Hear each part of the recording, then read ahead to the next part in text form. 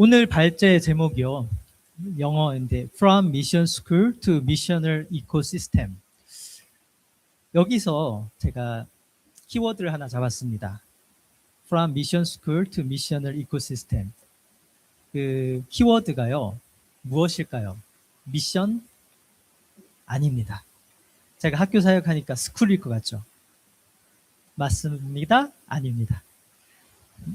이코시스템. 네. 오늘의 키워드는 이코시스템입니다. 한국말로 생태계잖아요. 이 단어가 우리 오늘 발제를 마쳤을 때 선교사님들한테 이렇게 딱 남았으면 좋겠습니다. 생태계가 이제 저희가 자연 생태계를 얘기할 때 생물과 환경이 서로 연결돼서 함께 살아가는 시스템을 말하잖아요. 이렇게 보면 가운데 토끼가 있는데 너무 해맑게 있습니다. 왜냐하면 이상합니다. 옆에 지금 여우가 이렇게 보고 있는데도 해맑게 있습니다. 여우는 토끼가 필요하잖아요. 또 토끼는 풀이 필요합니다. 하지만 이 생태계라는 것이요. 아까 얘기했듯이 생물과 환경이 서로 연결돼서 함께 살아가는 시스템. 서로가 필요하다는 겁니다. 그냥 동물들만 서로 먹이 사슬처럼 필요한 게 아니고요. 만약에 해가 없다면 어떨까요? 물이 없다면 어떨까요? 땅이 없다면 어떨까요? 이런 환경들이 생명체한테 얼마나 소중한지, 그게 저희가 생태계를 소중하게 생각하는 이유이죠. 갑자기 엔비디아 혹시 엔비디아 주식 가지고 계신 선교사님 계십니까? 아무도 없으세요? 너무 아쉽습니다. 10년 전에 딱 엔비디아 주식을 가지고 계셨다면 지금쯤 아마 여기 안 계실 수도 있을 것 같습니다. 지금 아마 뭐 은퇴, 뭐 재정 힘든 거 이런 거 뭐 얘기 안 하셔도 해외여행 다니시면서 아주 잘 다니실 수 있을 텐데 아깝죠. 제가 엔비디아는 뭐 주식 얘기를 하려고 하는 건 아니고요. 엔비디아가 가지고 있는 생태계 얘기를 하려고 합니다. 엔비디아가 생태계는 단순히 엔비디아는 GPU 판매하는 그런 회사가 아닙니다.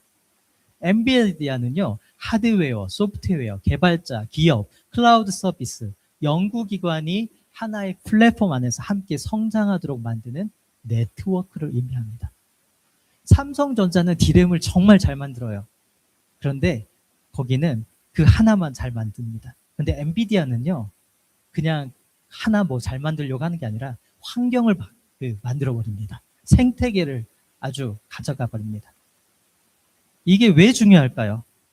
좋은 제품 하나를 만드는 것보다 많은 참여자가 함께 가치를 만드는 구조를 만드는 것이 더 강력하기 때문입니다. 제가 지금 계속 초반에 생태계 얘기를 하고 있습니다. 그러면 이제 저희가 이런 질문을 해야죠. 그럼 선교적 생태계는 뭘까요? 선교적 생태계. 미셔널 이코시스템이란 무엇일까요? 선교적 생태계는요, 복음을 중심으로 다양한 주체들이 서로 연결되고 협력하여 하나님 나라의 선교를 지속적으로 이뤄가는 관계의 네트워크를 말합니다. 그 핵심은요, 한 사람이, 한 선교사가, 한 교회가, 한 기관이 모든 것을 감당하는 게 아닙니다. 각자의 역할을 하면서 함께 성장하고 열매를 맺는 구조가 선교적 생태계입니다. 기존 선교 모델과 이렇게 비교를 해보자면요. 전통적 선교에서는 선교사 중심, 프로그램 중심, 한 기관 혹은 한 사역자 아니면 한 교회 중심이었고요. 단기 성과 중심, 선교사의 실행 중심이었습니다. 하지만 선교적 생태계는요. 네트워크 중심, 관계와 제자훈련, 여러 주체의 협력이 중요하고요. 그리고 장기적 성장과 재생산을 목표로 하고 있습니다. 그리고 지역 리더가 함께 실행하고 동행합니다. 저는 여기에 있는 선교사님들이 예전에는 전통적 선교의 시스템을 가지고 계셨다면 지금은 선교적 생태계의 시스템을 가지고 많이들 사역하실 거라고 생각합니다. 자, 그럼 저는 그 선교적 생태계에서 그렇다면 남아공에 있는 타운십 고등학교에서는 이 선교적 생태계가 어떤 모습일까라는 것을 오늘 발제하고 싶습니다. Missional Ecosystem for Public Schools. 저는 2007년도에 남아공에 왔거든요. 그때부터 2027년이죠. 지금까지 그 칼리처라는 남아공에 있는 타운십 안에 공립학교에서 사역을 했습니다. 그 안에서 사역을 하면서 정말 여러 가지 시도를 했죠. 그러면서 발견한 게 바로 이 미션 이코시스템입니다. 갑자기 사진 한 장이 뜨는데 흑백 사진입니다. 되게 오래된 사진입니다. 이게 거의 200년 전의 사진입니다. 200년 전에 남아공에 학교라는 게 없었습니다. 그때는 부족 사회였기 때문에 없었습니다. 그때는 학교가요, 정부에서 지은 학교가 아니라 정부가 시작한 학교가 아니라 미셔너들이 와서 미션 스쿨로 학교가 시작됩니다. 여기 사진 보면은 학생들은 다 여기 원주민들이고요. 중앙에 백인 부부 딱 있습니다. 그 미셔너리들이거든요. 200년 전에 이런 식으로 학교가 시작되는데요. 짧게나마 남아공 학교는 어떻게 시작됐는지 잠깐 이야기하고 싶습니다. 19세기 초 이전에만 해도 남아공은 부족 사회였습니다. 교육이라는 거는 학교 건물이 아니고요. 그냥 엄마가 뭐 하는 거 보고 아빠가 뭐 하는 거 보고 그냥 그게 교육이죠. 학교라는 교육 시스템 자체가요. 아프리카에는 그런 개념이 없었습니다. 이게 어디서 온 거냐면 유럽식 교육 시스템입니다. 학교. 건물이 있고요. 교실이 있고요. 국영수 이런 걸 가르치고 선생님이 있는. 지금 저희가 너무나도 익숙한 이 학교는 유럽에서 온 시스템입니다. 이 남아공의 19세기 초에 부족 사회와 식민 사회가 공존합니다. 식민지 지배가 이제 막 팽창하던 시절에 식민지의 선교 단체들이 선교사를 보내기 시작합니다. 그때 대표적인 선교 단체들이 런던 선교회, 런던 미셔너리 소사이어티, 모라비안 선교회, 웨슬리안 선교회, 스코틀랜드 장로 선교회, 그리고 글래스고 미셔너리 소사이어티, 이러한 대표적인 선교 단체들이 열심히 이쪽 남아공에 선교사를 보냅니다. 그러면 이분들이 뭘 했을까요? 우리 선교해야 되니까 미션 스테이션을 짓잖아요. 우리는 선교사니까 교회를 합니다. 교회를 하려고 딱 왔어요. 그런데 문제가 생겼습니다. 말이 안 통합니다. 이 사람들이 영어는 당연히 쓸 줄 모르고요. 구어만 있습니다. 문어가 없습니다. 읽고 쓸 줄을 모릅니다. 우리가 선교할 때 가장 중요한 게 뭐죠? 성경이지 않습니까?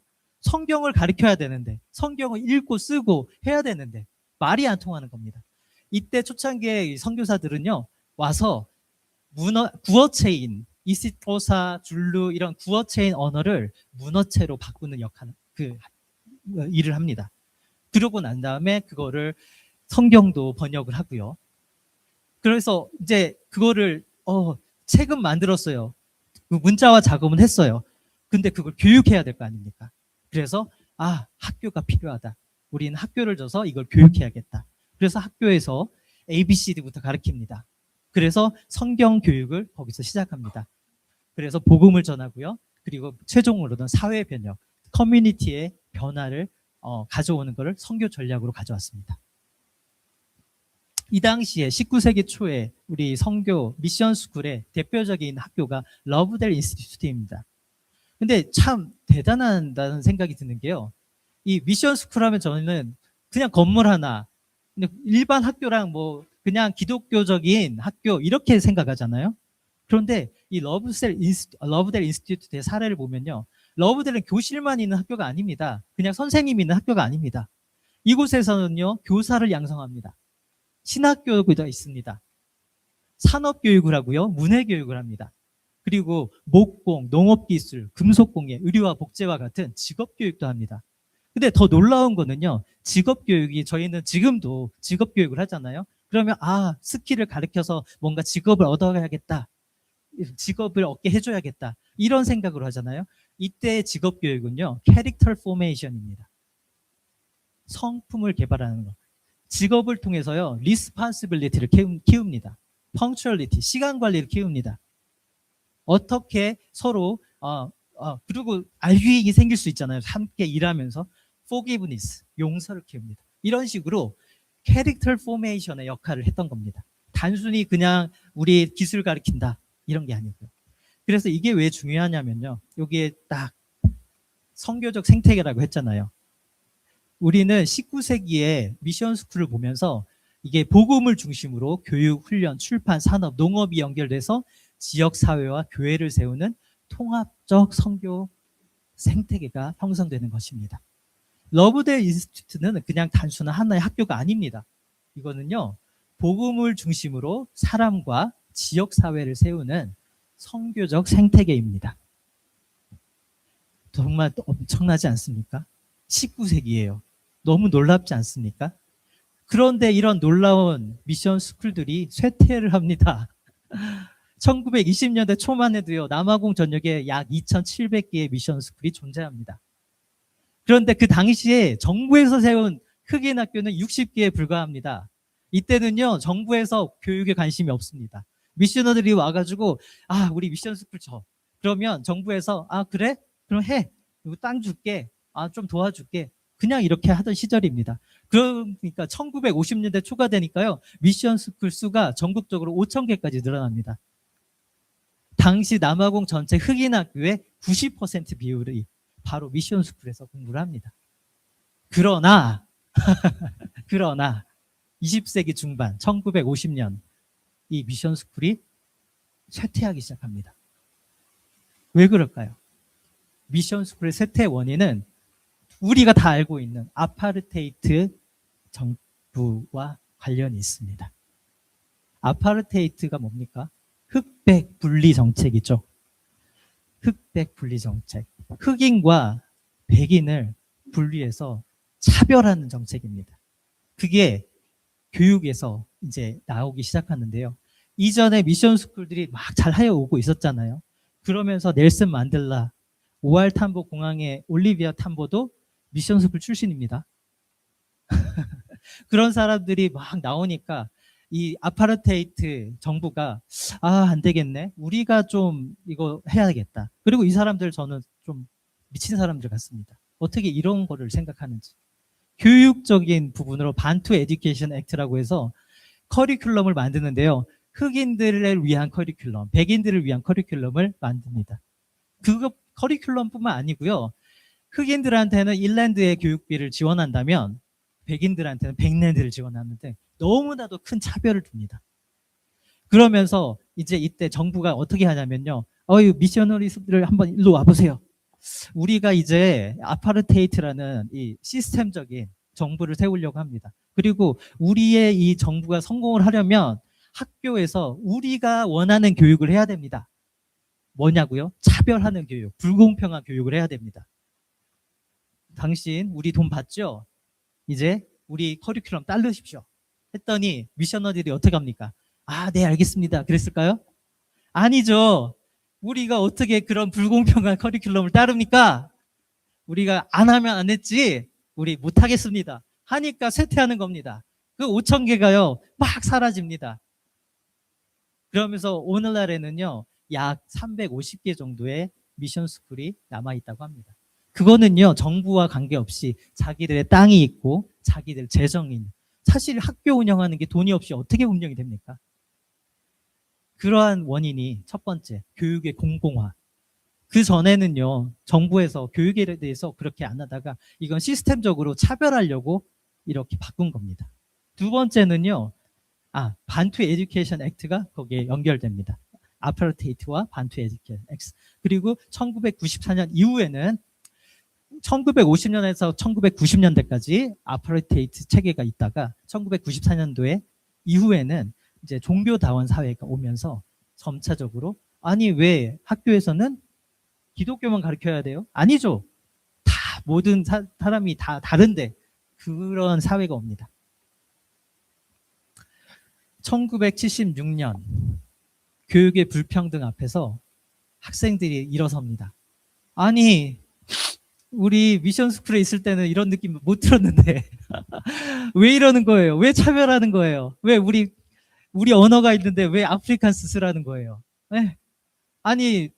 자기들은 막 좋은 거 먹으면서 우리는 저기 가서 왜 이런 빵 한 조각 먹으면서 공부하라는 거예요? 차별이 너무 심합니다. 소웨토 항쟁이 일어납니다. 학생들이 일어납니다. 제가 이 사진을 보여드리는 이유는요. 하나님께서는 19세기에 분명히 학교라는 시스템, 생태계를 통해서 복음을 전하셨잖아요. 그런데 쇠퇴했는데 그러면 하나님이 멈추실까요? 이때 등장한 게 바로 스튜던트 무브먼트입니다. 공교육 안에서 스튜던트 무브먼트가 일어납니다. 1950년대 SCA, 스튜던트 크리스천 어소시에이션이 일어나고요. 1966년 UCM, 유니버시티 크리스천 무브먼트가 일어납니다. 대학가의 학생들이요, 막 이제 데모까지는 아니지만, 아니 성경을 보니까 차별하지 말라는 하나님인데 왜 당신들 차별합니까? 사회 문제에 대해서 이슈를 가만히 있지 않습니다. 기도하면서 거기에 대해서 목소리를 냅니다.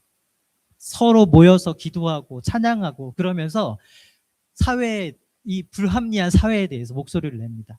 1970년대 SASM, 사우스 아프리카 스튜던트 무브먼트. 이 대학교에서 막 캠퍼스 미니스트리가 막 잘 되면서 막 저항이 있다 보니까 고등학교까지 이게 이제 퍼집니다.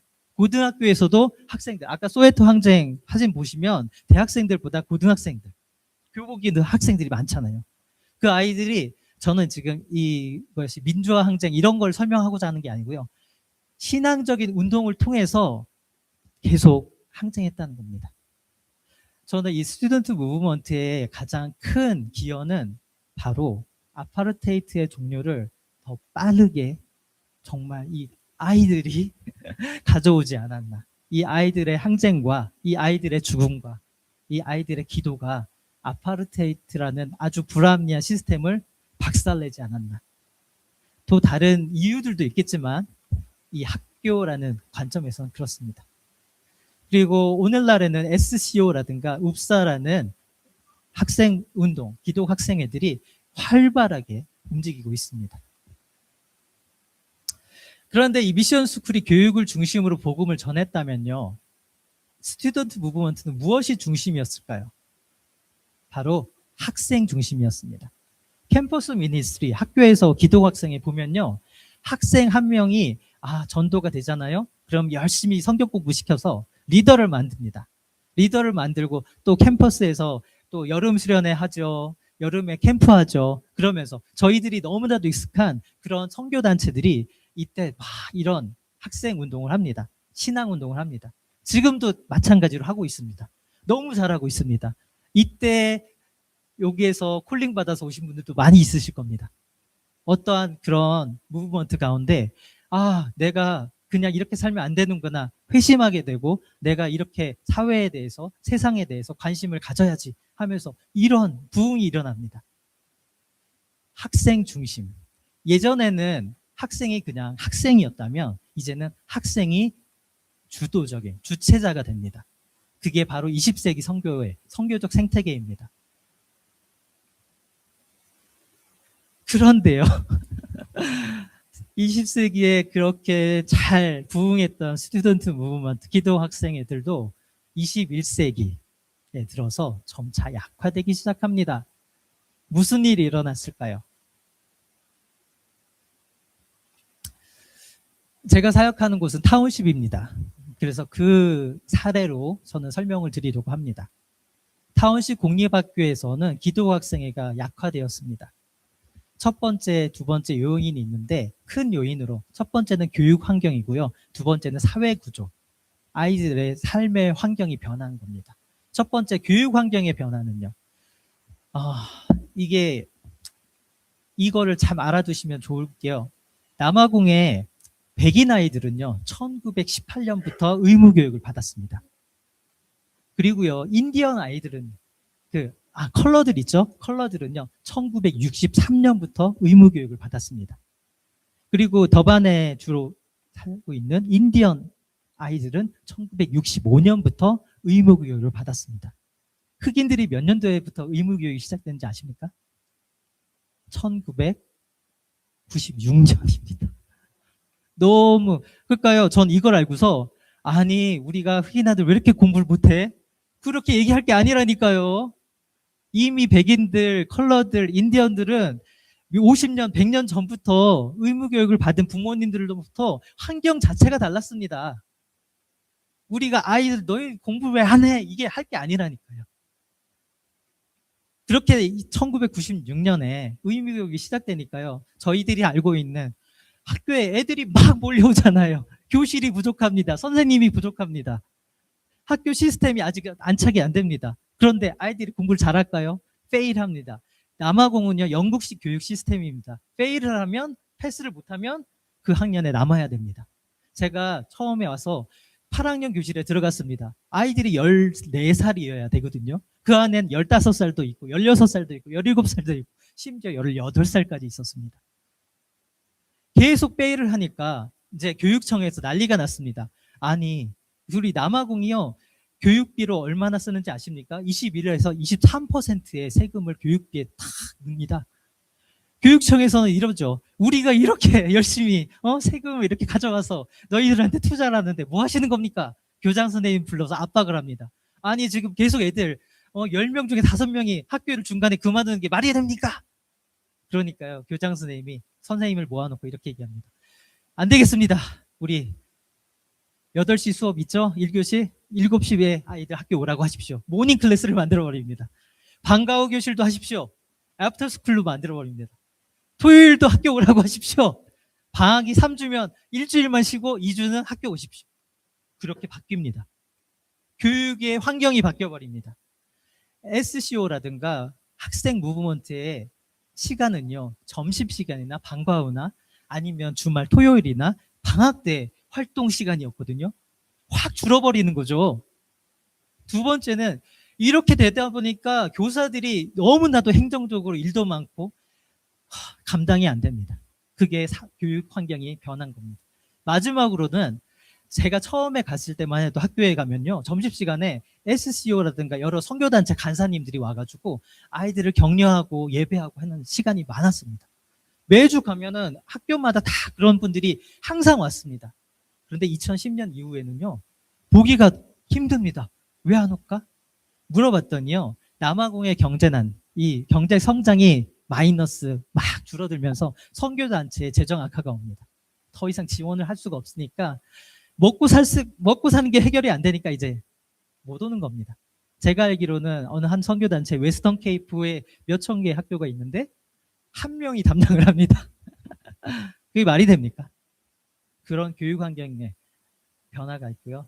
근데 학생들의 삶의 환경 변화, 이게 두 번째 요인입니다. 그거는 제가 다시 이제 설명을 드릴 텐데요.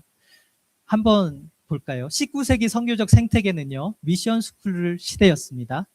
이때는 여러 가지 교육을 통해서 하나의 생태계를 이루었습니다. 20세기 선교적 생태계는 학생 운동의 시대였습니다. 학생을 중심으로 한 신앙 운동이 캠퍼스와 사회로 복음을 확장했습니다. 하지만 21세기 사회가 변합니다. 이 부분에 대해서 제가 이제부터 설명드리고 싶습니다. 이 사진은요, 제가 지금 학교에서 성경 공부하고 있는 아이들입니다. 바로 한 달 전에 찍은 사진입니다. 너무 예쁘죠? 아, 너무 예쁩니다. 저는 이 아이들만 생각하면 너무 좋기도 하고 마음도 아픕니다. 왜 그러냐면요, 왜 21세기에 들어와서 새로운 선교적 생태계가 필요할까요? 학생들의 삶의 변화가 왔습니다. 이 아이들 고등학교 졸업해도 10명 중에 6명은 바로 실업자입니다. 백수가 됩니다. 이 아이들이요, 10명 중에 7명은 아버지가 안 계십니다. 제가 학교에서 수업을 하면서 학교 과제 프로젝트로 아버지에게 편지 쓰기, 이런 프로젝트를 했는데요. 남자아이 한 명이 종이를 받자마자 구겨서 방에 버립니다. 어떤 아이가 편지를 써왔습니다. 제가 오픈을 해봤습니다. 거기에 딱 이렇게 써 있었습니다. I will kill my daddy. 근데 여자아이들은 또 반응이 다릅니다. 아버지를 연민합니다. 아버지, 내가 어릴 때 아버지를 본 기억이 있습니다. 지금이라도 돌아와 주세요. 제가 1주일, 2주일 전에 한 선교사님을 만났습니다. 그 선교사님이 자녀 둘째가 입양을 했다고 하시더라고요. 입양을 했는데요, 어릴 때는 그 입양 사실을 알리지 않았다고 합니다. 어른이 돼서 어떻게 하다가 알리게 됐어요. 그런데 그 아이가 엄청난 충격에 빠집니다. 어떠한 충격인지 아세요? 버림받았다. 나의 원 부모로부터 버림받았다. 상처, 상실감 확 몰려옵니다. 그런 아이들이 남아공 청소년들입니다. 나의 아버지는 나를 버렸다. 난 당신을 만나면 죽일 거야. 아버지, 보고 싶습니다. 나를 버렸지만 보고 싶습니다. 아이들이 얘기합니다. 가정이 해체된 사회입니다. 보호자가 없는 사회입니다.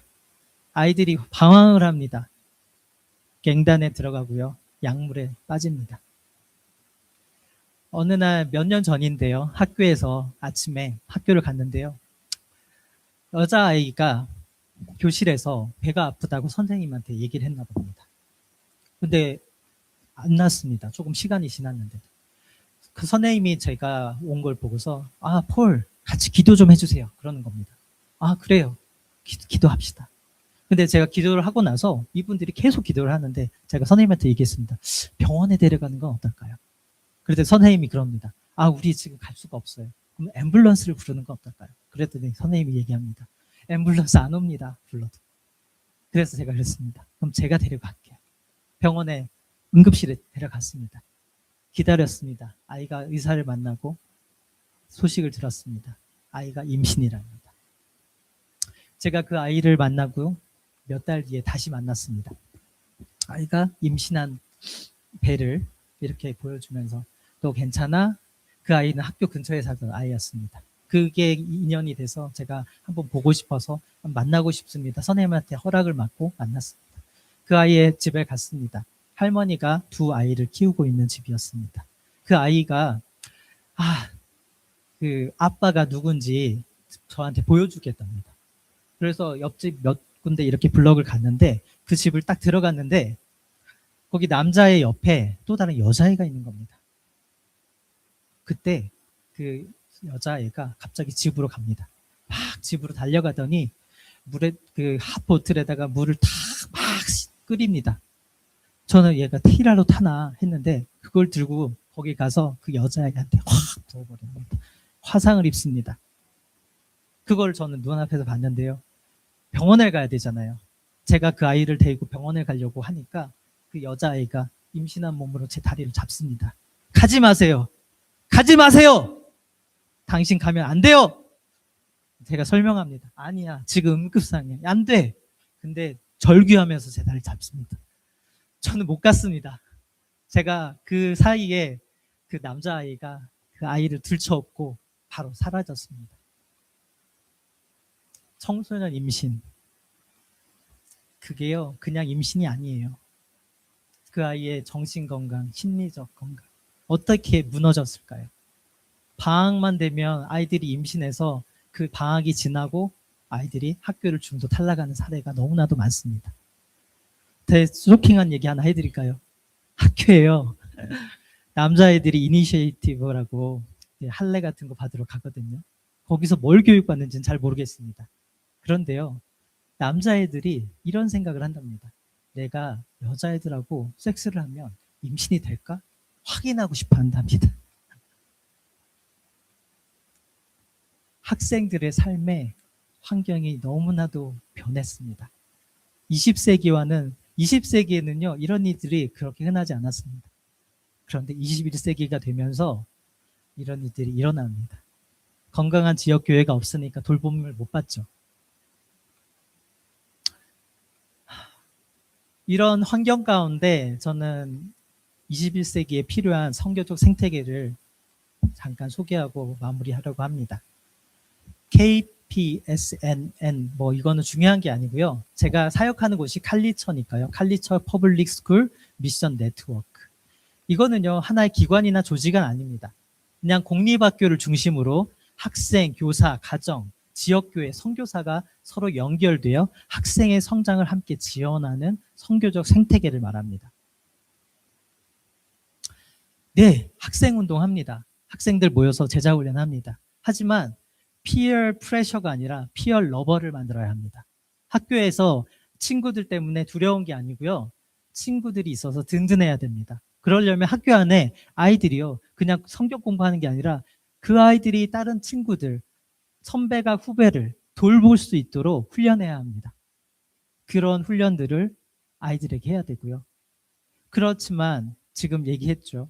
20세기와 21세기에 환경이 변하면서 저희는 학생 운동을 계속 해야 되지만 이 칼리처에 있는 아이들에게는 좋은 교사도 필요하고요.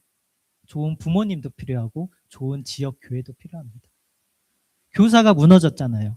교사가 멘토 역할, 신앙의 모델 역할을 해야 하는데 무너졌잖아요. 근데 이분들한테 사역하자 그러면 안 됩니다. 이분들도 돌봄이 필요한 존재입니다. 이분들이 회복을 해야죠. 저희가 교사 바이블 스터디를 하는데 목적이요. 이분들의 회복입니다.